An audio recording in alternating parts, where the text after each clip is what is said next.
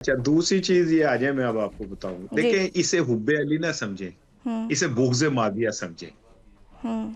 क्योंकि ये जो कुछ भी उन्होंने किया, उससे उन्होंने एक तीर से तीन शिकार हम्म। किए। पहला पंजाब कर दिया, पंजाब को उसकी असल शक्ल दिखा दी, दुनिया हम्म। को बता दिया कि पंजाब ने क्या किया और हमने क्या किया। जी। ठीक है। तो एक तो शिकार ये हो गया। हम्म। दूसरा शिकार ये हुआ कि आज पीटीआई वाले भी मजबूर हो गए पीपल्स पार्टी की तारीफ करने पे। हम्म। ये दूसरा शिकार हो गया। तीसरा शिकार उन्होंने बारीक वारदात की है एस्टेब्लिशमेंट के साथ, हम्म। और उन्हें ये मैसेज दिया है कि अगर पीपल्स पार्टी पीटीआई के साथ खड़ी हो गई तो क्या बनेगा। जी। उन्होंने अपनी बार्गेनिंग पोजीशन जो है मजीद मजबूत की है। हम्म।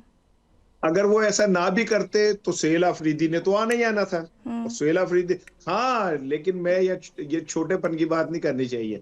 इसमें कोई शक नहीं है कि अगर वो भी इस पंजाब हुकूमत की तरह रिवायती छोटेपन का मुजाहरा करते तो दौरा तो सुहेल अफरीदी ने करना ही करना था, हम्म। लेकिन वो किसी और रंग में करना होता। लेकिन मैं I must appreciate Bilawal Bhutto Zardari, जिनकी वजह से पीपल्स पार्टी के अंदर एक अच्छा नया फ्लेवर आया है। और it's a very positive sign in Pakistan की बदतरीन इखलाक की गिरावट के अंदर।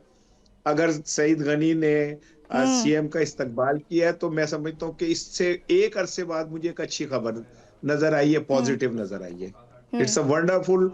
और सियासतदानों को अपने अंदर इतनी गुंजाइशें पैदा करनी चाहिए। और जाहिर है तो अगर वो डिफरेंस करेंगे भी तो दे फिर गए है किसी ना, तीसरी पंजाब ने कुवत जो को मौका किया, नहीं मिलेगा। पंजाब हुकूमत ने जो किया और आज सिंध हुकूमत ने जो किया, एक बिग डिफरेंस भी वो आज शो कर गए हैं। जी जी, बिल्कुल कर गए। और उन्होंने एक्चुअली आप समझें, पीपल्स पार्टी का काफी दिनों से पंजाब के साथ एक वो हम्म। चल रहा है, अख मटक्का। ठीक है ना। हम्म।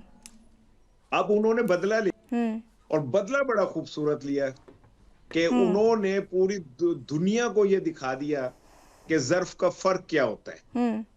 पंजाब हुकूमत ने जो किया, आज सारी पाकिस्तान थू थू कर रहा है, हम्म। और पीपल्स पार्टी की बल्ले बल्ले कर रहा है। हम्म। तो ये कोई छोटी बात तो नहीं। वो अजरक इज्जत के नाम पे टोपी जो उन्होंने सीएम के सर पे रखी थी, एक्चुअली वो इज्जत की टोपी पीपल्स पार्टी के सर पे रखी गई है। हम्म। तो उन्होंने एक अच्छा काम किया। पाकिस्तान के गिरते हुए इखलाकी माहौल में ये काम बहरहाल अच्छा है, और मुझे इसकी तारीफ करनी चाहिए, और मैं कर रहा हूँ बिल्कुल। हम्म। इसार साहब, अब ये जो सारी सिचुएशन हमने आज देखी, जो आज की सारी प्रैक्टिस देखी, आप समझते हैं कि जो अपोजिशन इत्तेहाद है कोई मोमेंटम गेन कर पाएगा? पोजीशन इत्तेहाद कौन सा है? कोई इत्तेहाद नहीं है। हम्म। पीटीआई अलोन, अकेली लड़ रही है। हम्म। ठीक है ना। और उसके साथ कोई तहा, वो जो तहरीक तहफुज आयन पाकिस्तान है, देखे ना आज जिस वक्त कि वो सईद गनी साहब उनके सर पे टोपी रख रहे थे, लाहौर में बुजुर्ग सियासतदान हम्म। अचेगजई साहब एक नाश्ते के ऊपर इनवाइटेड थे, वो और राजा नासिर अब्बास साहब।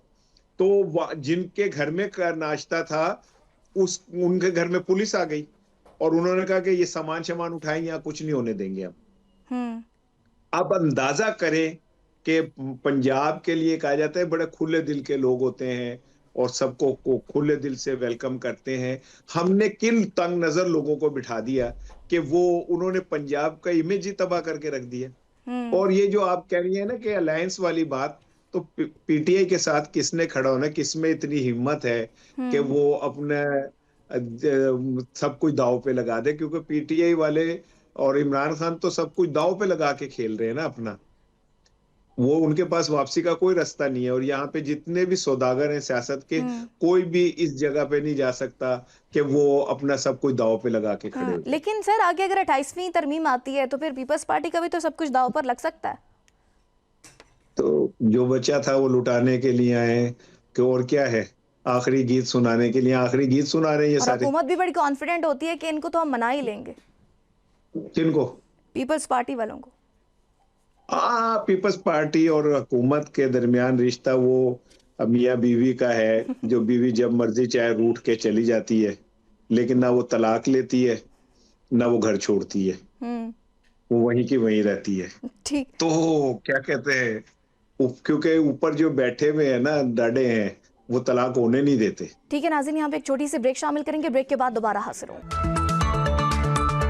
गुफ्तगू के सिलसिले को आगे बढ़ाएंगे। पोजीशन इत्तेहाद की जानिब से नवाज शरीफ को भी दावत दी गई है कि इस जद्दोजहद में नवाज शरीफ भी शरीक हों। महमूद खान रज़ी साहब ने भी ये कहा कि इसी रास्ते से यानी GT रोड से नवाज शरीफ ने भी एक रैली निकाली थी माजी में और वोट को इज्जत नारा भी लगाया था। समझते हैं आप कि नवाज शरीफ आएंगे आगे? नवाज साहब को अगर खद पावों की आप दावत देते तो जरूर आ जाते। अच्छा, मैं तो बार बार कहता हूँ कि मियाँ साहब ने गोल्डन चांस गवा दिया। उनका कद सियासत में कायदे आजम से ऊपर जा सकता था।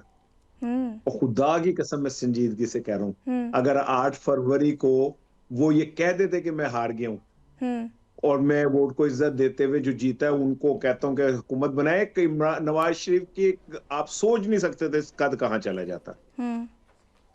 लेकिन उन्होंने घाटे का सौदा किया और ये घाटे का सौदा अब सारी जिंदगी जब तक वो सियासत में रहेंगे इनका पीछा नहीं छोड़ेगा। लेकिन अब भी कोई किरदार अदा नहीं कर सकते। अब क्या किरदार अदा करना है? कुछ किरदार अब रह ही नहीं जाते और जो मौके थे वो उन्होंने गंवा दिए। आज भी अगर वो ये कह दें कि इमरान खान के खिलाफ जो केसेस हैं गलत हैं और इमरान खान को इंसाफ मिलना चाहिए, उनका कद बढ़ जाएगा। लेकिन ना पीपल्स पार्टी के एक एक्ट ने PTI वालों को मजबूर कर दिया ना उनकी तारीफ करने पे। अगर इमरान नवाज शरीफ भी ये कह दें कि अडयाला में बंद आदमी जो है उसे इंसाफ मिलना चाहिए, तो आप क्या समझिए PTI वाले उसको खैर मकदम नहीं करेंगे इस बयान का? लेकिन वो कहेंगे नहीं, ऐसा ही है। अच्छा इसार साहब, महमूद खान रज़ी साहब जो है ना वो तकरीबन एक सी होती है। आपने और मैंने एक ही दफा कहा इकट्ठे होके कि नहीं कहेंगे। खैर ये अवाम भी कहती है मोस्टली। लेकिन इसार साहब, महमूद खान रज़ी साहब ने भी एक और बात की कि लोग निकलना चाहते हैं लेकिन 10 बंदे इकट्ठे हो जाते हैं तो लड़ पड़ते हैं। मतलब PTI में भी तंजीम साजी का फुकदान है कि हर 100 बंदे का अपना लीडर है।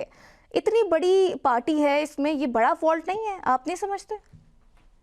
लेकिन जिस घर का अब्बू बाहर चला गया हो ना, उनके बच्चे फिर इसी तरह होते हैं। अब्बू आएगा, बच्चे ठीक हो जाएंगे। ये कौन सी बड़ी बात है?